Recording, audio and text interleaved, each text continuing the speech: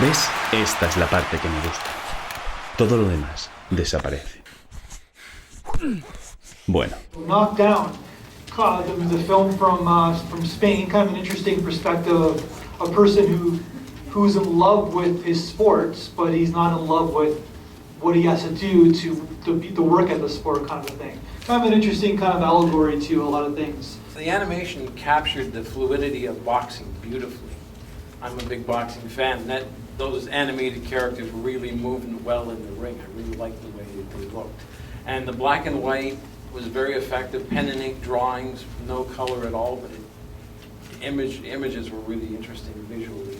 Yeah, like the other two, so this is the third animation we showed in a row, and it's like the three distinctly very different animation films, like to kind of tell these kind of stories. More of a question. So at the very end of that film, they did a press conference in English, and I was trying to figure out what the choice was, why they did that.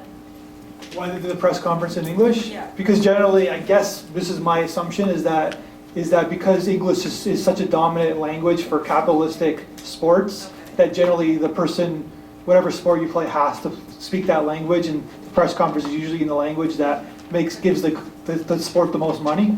It's also an interesting comment on the understanding of the fans, right?